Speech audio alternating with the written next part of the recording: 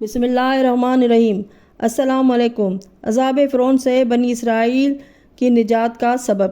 تفسیر امام حسن عسکری علیہ السلام میں ہے کہ وَإِذَا نَجَّيْنَاكُم مِّنْ آلِ فرعون،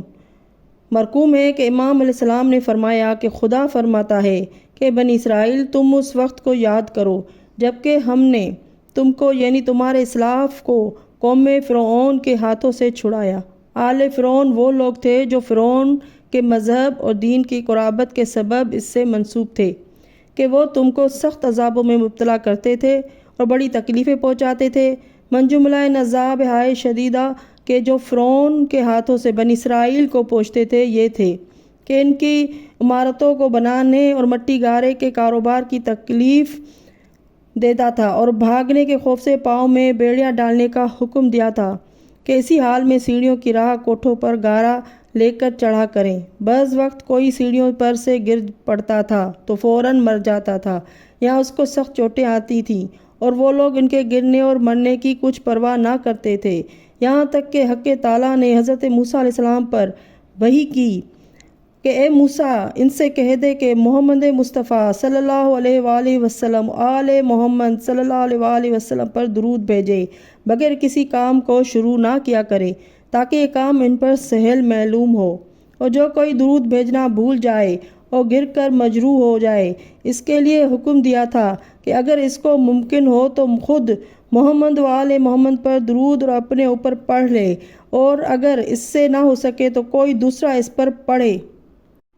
جب ایسا کیا جائے گا تو وہ فوراً تندرست ہو جائے گا اور اس کو گرنے سے کچھ ضرر نہ پہنچے گا۔ اگر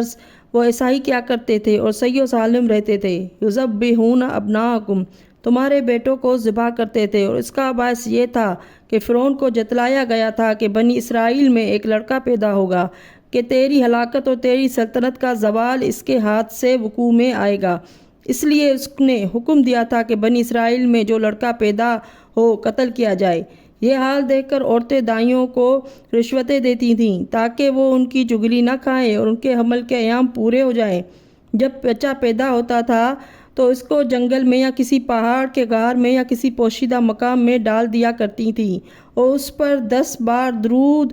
بر محمد وآل محمد پڑھ کر دم کیا کرتی تھیں۔ اس کی برکت سے پروردگار عالم ایک فرشتے کو اس لڑکے کی پرورش کے لیے مقرر فرماتا تھا، اور اس کی ایک انگلی سے دودھ پیدا ہوتا تھا جس کو وہ چوستا تھا اور دوسری انگلی سے نرم کھانا نکلتا تھا جو اس کی غذا بنتا تھا، یہاں تک کہ اسی طرح بنی اسرائیل نے پرورش پائی، اور اس ترکیب سے جن بچوں نے پرورش پائی وہ سلامت رہے۔ ان کی تعداد قتل شدہ بچوں کی تعداد سے بہت زیادہ تھی۔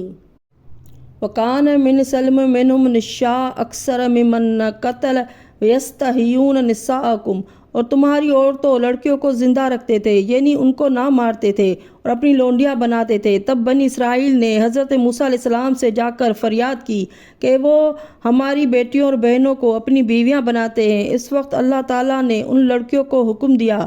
کہ جب ان کی نسبت اس قسم کا ارادہ کیا جائے تو وہ محمد وآل محمد صلی اللہ علیہ وآلہ وسلم پر درود بھیجا کریں۔ القصہ، خدا ان عورتوں سے فرعونیوں کے شر کو دور کرتا تھا کہ یا تو ان کو کسی شغل میں مشغول کر دیتا یا کسی بیماری حادثے میں گرفتار کرتا تھا، اس پر کوئی خاص لطف فرماتا، پس کوئی عورت بنی اسرائیل میں سے ان کی زوجیت میں نہ آئی، بلکہ حق تعالیٰ نے محمد وآل محمد صلی اللہ علیہ وآلہ وسلم پر درود بھیجنے کی برکت سے ان عورتوں سے اس فعل بد کو دور کیا۔ پھر خدا فرماتا ہے وَفِي ذَلِكُمْ بَلَاءٌ مِّن رَبِّكُمْ عَظِيمٌ، اور تم کو اس نجات دینے میں تمہارے پروردگار کی طرف سے تمہارے لیے بڑی بھاری نعمت تھی۔ خلاصہ کلام یہ کہ اللہ تعالیٰ اولاد یعقوب علیہ السلام سے فرماتا ہے کہ جب تمہارے باپ دادا پر سے محمد وآل محمد صلی اللہ علیہ وآلہ وسلم پر درود بھیجنے سے بلائیں ردا و خفیف ہو جاتی تھیں، تو کیا اتنا نہیں سمجھتے کہ اب جب تم ان کو مشاہدہ کرو اور ان پر ایمان لاؤ تو خدا کی نعمتیں تم پر بہت زیادہ ہوں گی، اور اس کا فضل بدرجہ اتم تمہارے شامل حال ہوگا۔ متعدد عذاب میں مبتلا ہونے کے بعد فرعون نے بنی اسرائیل کو قید و بند سے رہا تو کر دیا، لیکن ان کو کہیں باہر جانے کی اجازت نہ تھی، اور اسی مقصد کے لیے ان کو قید میں رکھا۔ خیال یہ تھا کہ اگر یہ مصر سے چلے جائیں گے تو بہت سے ملکی نظام درہم برہم ہو جائیں گے اور ملک کی آبادی میں کافی کمی پیدا ہوگی، کیونکہ تعداد لاکھوں کے حساب میں ہے اور بہت کافی ہے، لیکن رہائی کے بہت بعد وہ ان لوگوں کو قیام مصر پر مجبور کر کے کامیاب نہ ہو سکا۔ اللہم صلی علی محمد و آل محمد۔